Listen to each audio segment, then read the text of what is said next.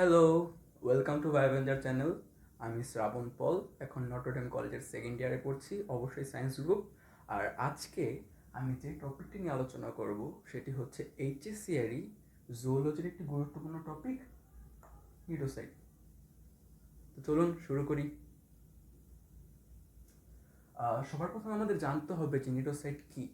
Neurocyte হলো নিডারিয়ান প্রাণীদের, হাইড্রার মতো নিডারিয়ান প্রাণীদের এপিডার্মিসে অবস্থিত কিছু বিশেষ ধরনের কোষ, যা নিডারিয়ান প্রাণীর খাদ্য গ্রহণ, আত্মরক্ষা এবং চলনাংশ গ্রহণ করে। আমি কি বলছি? এগুলা হলো নিডারিয়ান প্রাণীদের এপিডার্মিসে অবস্থিত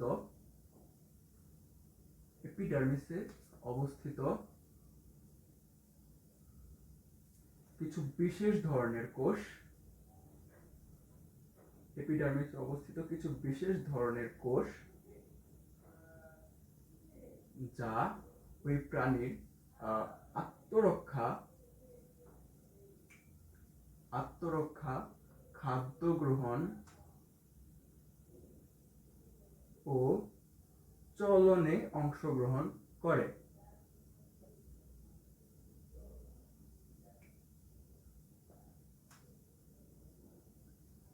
এগুলা এপিডার্মিসে অবস্থিত বিশেষ ধরনের কিছু কোষ যা ওই নিডারিয়ান প্রাণীর আত্মরক্ষা, খাদ্য গ্রহণ ও চলনাংশ গ্রহণ করে। তো এটা গেল সংজ্ঞা। এরপরে জেনে নিই এগুলা আমরা সংজ্ঞা হতে জেনে নিয়েছিলাম যে এগুলো কোথায় থাকে। কোথায় থাকে বলতে শুধু একটাই জিনিস জেনেছিলাম, এগুলো শুধুমাত্র এপিডার্মিসে থাকে। এপিডার্মিসে অর্থাৎ বহিতকে বা এপিডার্মিসে আমরা শুধুমাত্র নিউরোসাইট কোষগুলো দেখতে পাবো। বহিতক বাদে অন্য কোনো কোষ স্তরে আমরা এগুলো দেখতে পাবো না, মেসোগ্লিয়াতেও না, এন্ডোডার্মিসেও না। এপিডার্মিসে এগুলো শুধুমাত্র দেখা যায় না কোথায়? হাইড্রার পদতলে এগুলো দেখা যায় না। হাইড্রার পদতলে এগুলো দেখা যায় না। হাইড্রার পদতল বাদে এগুলো দেহের সর্বত্র অবস্থান করে এবং এর পরিমাণ কোষিকাতে সবচেয়ে বেশি। কোষিকায় নিউরোসাইট সবচেয়ে বেশি পরিমাণে পাওয়া যায়।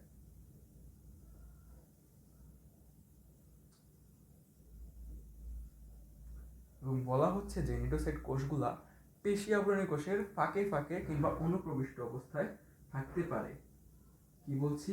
এগুলা পেশি আবরণী কোষের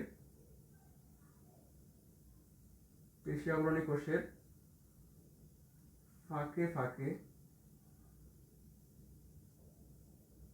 কিংবা ভেতরে অনুপ্রবিষ্ট অবস্থায় থাকতে পারে।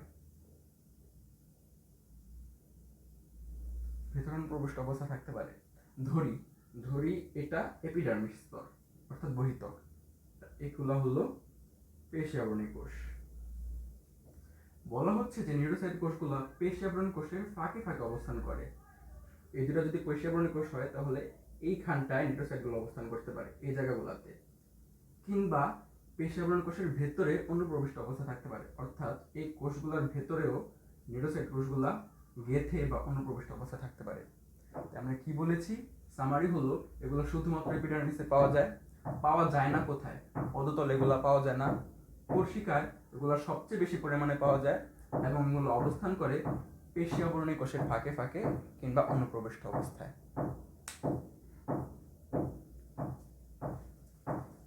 নিউরোসাইটগুলোর আকার আকৃতি কেমন?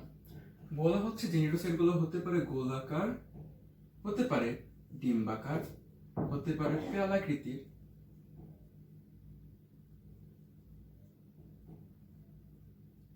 হতে পারে লাটিম আকৃতির, কিংবা হতে পারে নাশপাতি আকৃতির। এই দুটা খুব ইম্পর্টেন্ট কেন? এগুলো দিয়ে উদ্দীপক আসতে পারে যে এক ধরনের নিডারিয়ান প্রাণী আছে যার এপিডার্মিসে নাশপাতি কিংবা লাটিম আকৃতির কিছু কোষ বিদ্যমান, যা কিনা আত্মরক্ষা কিংবা খাদ্য গ্রহণে অংশগ্রহণ করে। তখন আমরা বলে দিতে পারবো যে কোষগুলো হচ্ছে নিউরোসাইট এবং সৃজনশীল অ্যান্সার করতে পারবো অবভিয়াসলি। কাজ আমরা সংজ্ঞাতে বলেছিলাম এই নিউরোসাইটগুলো হাইড্রার আত্মরক্ষা, খাদ্য গ্রহণ ও চলনে অংশগ্রহণ করে। কি বলছি? এগুলা হাইড্রার আত্মরক্ষা, খাদ্য গ্রহণ ও চলনে অংশগ্রহণ করে। এগুলাই হলো এর কাজ। মূলত এগুলা নিডোসাইট করে থাকে না। নিডোসাইটের অবস্থিত এক ধরনের অঙ্গাণু আছে যেটার নাম হলো নেমাটোসিস্ট। নেমাটোসিস্টগুলা এই কাজগুলো সম্পাদন করে থাকে। নেমাটোসিস্ট কি সেটা আমরা জানবো হাইড্রার নিডোসাইটের গঠনে। এখন আমরা আলোচনা করব আদর্শ নিডোসাইটের গঠন নিয়ে। মূলত মানে সহজ ভাষায় বলতে গেলে আদর্শ নিউক্লিওসাইটের গঠনের যে অংশগুলো আছে সেগুলো মনে রাখা খুবই টাফ, কিন্তু আমরা এই লেকচারের মাধ্যমে জিনিসগুলো অনেক সহজে মনে রাখার ট্রাই করব। আমরা বোর্ডে দুইটি চিত্র দেখতে পাচ্ছি, একটি হলো স্বাভাবিক অবস্থায় নিউক্লিওসাইট আর একটা হচ্ছে উন্মুক্ত সূত্রক অবস্থায় নিউক্লিওসাইট। স্বাভাবিক অবস্থায় নিউক্লিওসাইটে খেয়াল করি, আমরা সর্বপ্রথমে যে অংশটি দেখতে পাই সেটি হচ্ছে নিউক্লিওসাইটের আবরণ। নিউক্লিওসাইটের আবরণ সাধারণত দুই স্তর বিশিষ্ট, এটি হচ্ছে তার প্রথম স্তর এবং এটি হচ্ছে তার দ্বিতীয় স্তর। এই দ্বিস্তর বিশিষ্ট আবরণের মাঝখানে দানাদার সাইটোপ্লাজম বিদ্যমান। আমি কি বলছি? এই দুটি স্তরের মাঝখানে দানাদার সাইটোপ্লাজম বিদ্যমান।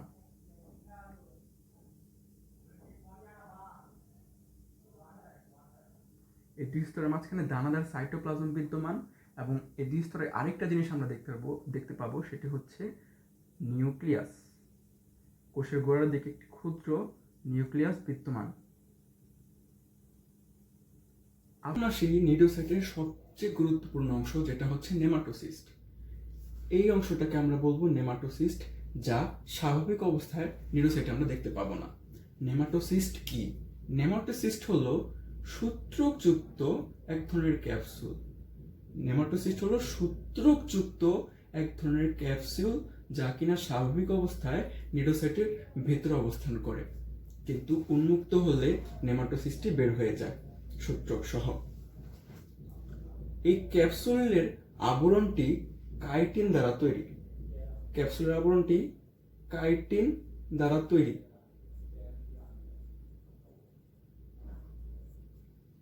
এবং আমরা যে সূত্রের কথা বলছি, এই সূত্রটি এই ক্যাপসুলেরই প্রান্তের একটি অভিন্ন অংশ। সূত্রটি এখন উন্মুক্ত অবস্থায় আছে, তাই আমরা একে বলবো উন্মুক্ত সূত্রক।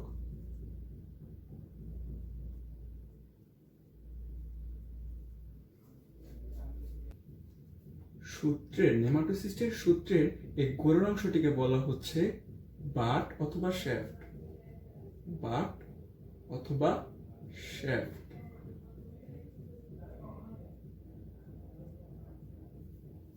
সূত্রের গোড়ার অংশটিকে বলা হচ্ছে বাট অথবা শ্যাফট। শ্যাফট অর্থ শরীর, যাহাই বাট তাহাই শ্যাফট। আমরা এই শ্যাফটে তীক্ষ্ণ তিনটি বড় বড় কাটার মতো অংশ দেখতে পাই। এই যে বড় বড় তিনটি কাটার মতো অংশ যা কিনা তীক্ষ্ণ, এই কাটার মতো অংশকে বলা হচ্ছে বার্ব। সূত্রের গোড়ার অংশটিকে বলে বাট অথবা শ্যাফট এবং শ্যাফটের গায়ে তিনটি তীক্ষ্ণ বড় বড় কাটার মতো অংশ বিদ্যমান। এই কাটাগুলোকে বলা হচ্ছে বার্ব এবং শ্যাফটে সর্পিল আকারে আরো ছোট ছোট অসংখ্য কাটা বিদ্যমান। এই অসংখ্য কাটাগুলোকে বলা হচ্ছে বারবিউল।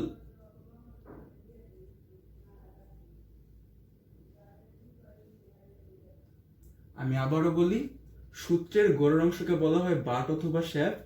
শ্যাফটের গায়ে তিনটি তীক্ষ্ণ বড় বড় কাটা বিদ্যমান, এগুলাকে বলবো আমরা বার্ব।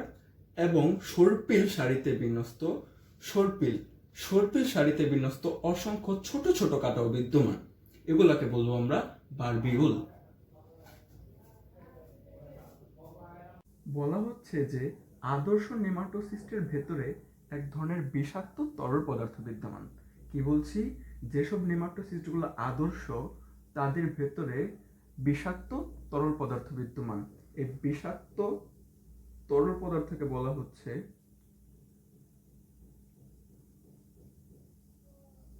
হিপনোটক্সিন।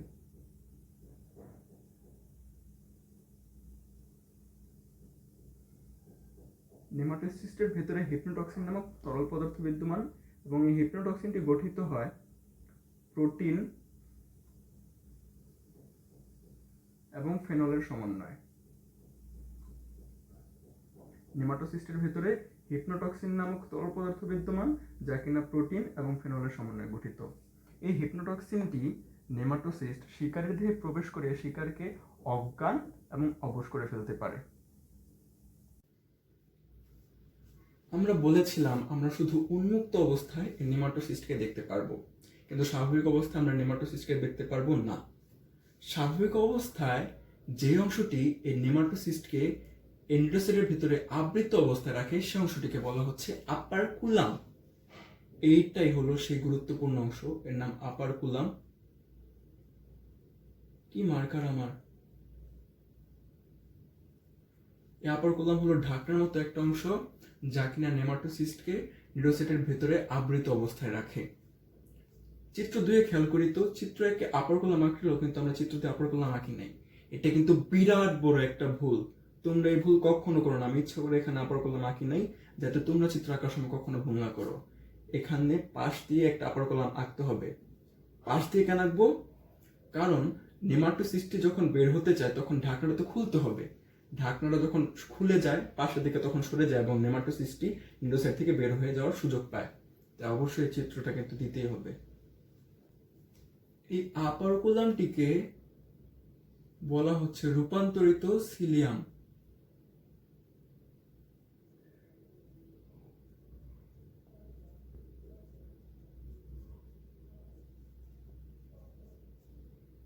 আপারকুলাম হলো এক ধরনের রূপান্তরিত সিলিয়াম।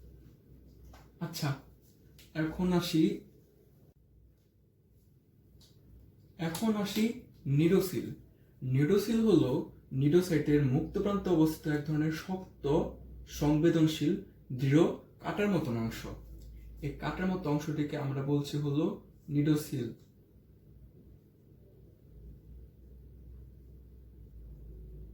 এই কাটার অংশটিকে বলা হচ্ছে নিডোসিল। নিডোসিল হলো ট্রিগারের মতন একটি অংশ। ট্রিগারের মতো অংশটি কেন বলছি? কারণ কোনো শিকার যখন এটাকে টাচ করার সাথে সাথেই নিডোসিলটি নিচের দিকে নেমে যায়। নিডোসিলটি নিচের দিকে নেমে যাওয়ার সাথে সাথে আপারকুলামটি সরে যায় এবং নেমাটোসিস্টটি বের হয়ে যাওয়ার সুযোগ পায়। কি বলছি?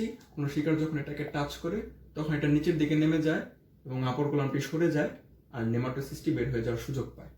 তাই একে ট্রিগারের সাথে তুলনা করা হয়। এখন আসি নিডোসাইটের বাড়তি দুইটা অংশ নিয়ে। বাড়তি দুইটা অংশ হলো পেশিতন্তু এবং লেসো।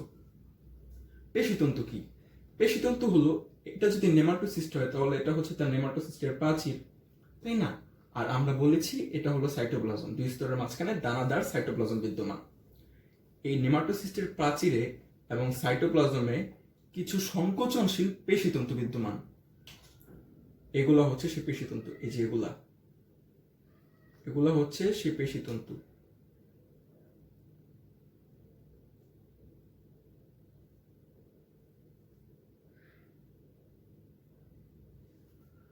আর ল্যাসো হলো নেমাটোসিস্টের প্রাচীরে পেঁচানো সুতার মতো একটি অংশ। একে বলা হয় ল্যাসো।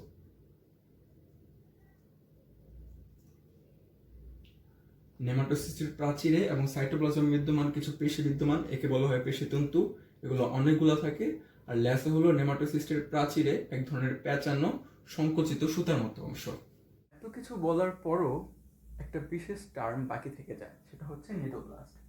নিডোব্লাস্ট কি? নিডোব্লাস্ট হলো নিডোসাইটের পূর্বের অবস্থা। নিডোসাইটের পূর্বের অবস্থা।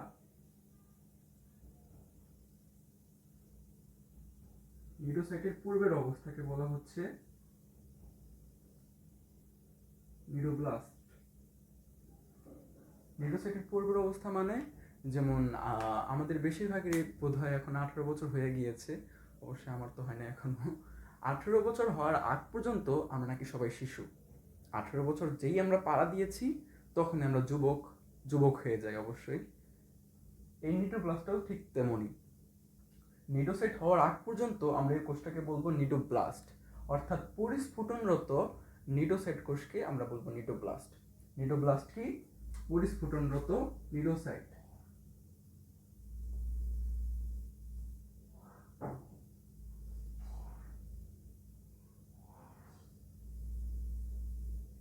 পরিস্ফুটনরত নিডোসাইটকে আমরা বলবো নিডোব্লাস্ট। আমরা নিডোসাইট নিয়ে অনেক বকবক করলাম, নিডোসাইটের ভিতরে যা যা আছে সব কিছু আমরা জেনে নিছি, কিন্তু তারপরও কিছু জিনিস থাকে যা স্টুডেন্টদের মনে কনফিউশনের তৈরি করে। আমার মনেও করছে, তোমাদের মনেও করবে, স্বাভাবিক। সেটা হলো আমরা নিডোসাইট পড়ার সময় 4টি নদীয় ওয়ার্ড পাইছি। 4টি নদীয় ওয়ার্ড পাইছি। কি কি? এগুলো হলো ফার্স্ট অবশ্যই নিডোসাইট,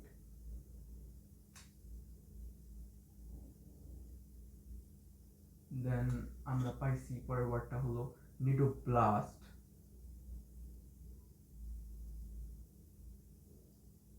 দেন পেয়েছি নেমাটোসিস্ট,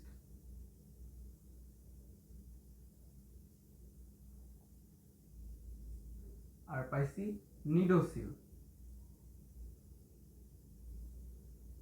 এই 4টা ওয়ার্ড অবশ্যই স্টুডেন্টদের মনে কনফিউশন তৈরি করতে পারে, স্বাভাবিক, নর্মাল, অ্যাবনর্মালের কিছু নাই।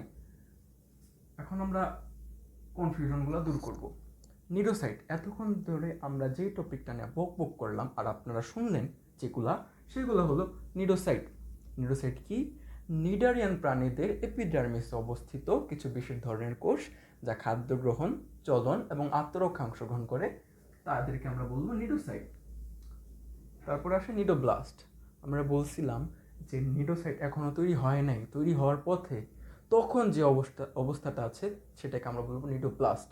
তাই পরিস্ফুটনরত নিডোসাইটকে আমরা বলবো নিডোব্লাস্ট, অর্থাৎ এখনও নিডোসাইট তৈরি হয় নাই, তৈরি হওয়ার পথে, সেটা হলো নিডোব্লাস্ট। ব্লাস্টটাই পরিণত হওয়ার পর সাইটে পরিণত হয়, ঠিক আছে? দেন আমরা আসি নেমাটোসিস্টে। নেমাটোসিস্ট হলো সূত্রকযুক্ত সেই ক্যাপসুলটা যা কিনা নিডোসাইটের ভেতরে অবস্থান করে, সূত্রকযুক্ত সেই ক্যাপসুলটা যা কিনা নিডোসাইটের ভেতরে অবস্থান করে এবং আপার কলাম খুললে সেটা বাইর হয়ে যায় এবং শিকারকে ধরে ফেলে। আর এটা হলো নিডোসিল। নিডোডিল দেখছি কি আমি, আপনার কিছু বলেন না কেন? নিডোসিল হবে তো এখানে। নিডোসিল হলো সেই ট্রিগারের মতন অংশ যা কিনা নিডোসাইটের মুক্ত প্রান্তে অবস্থান করে এবং যাকে টাচ করার সাথে সাথেই সেটা নিচে নেমে যায় এবং আপার কলামটি খুলে আর নেমাটোসিস্টটি বের হতে পারে। নিডোসাইট আমরা পড়ে ফেলছি। নিডোব্লাস্ট হলো পরিস্ফুটনরত নিডোসাইট।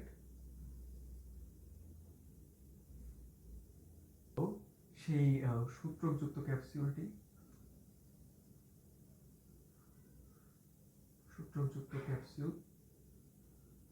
যা কিনা নিডোসাইটের ভেতরে অবস্থান করে।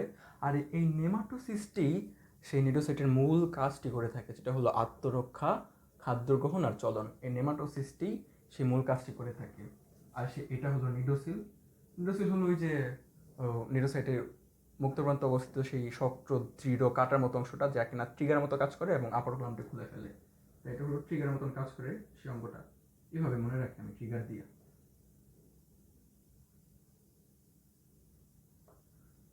সো আশা করি এরপরে আর কনফিউশন থাকবে না। আই হোপ আজকের ভিডিওটি আপনারা সম্পূর্ণভাবে বুঝতে পেরেছেন এবং ভিডিওটি যদি ভালো লেগে থাকে তাহলে একটা লাইক করে দিন। আর যদি আপনার মনে হয় ভিডিও দেখে আপনি অনেক হেল্প পাইছেন, অবশ্যই এই সুযোগটা আপনাদের ফ্রেন্ডদেরও করে দেবেন, শেয়ার করে দেবেন। ভালো থাকবেন। ওলা।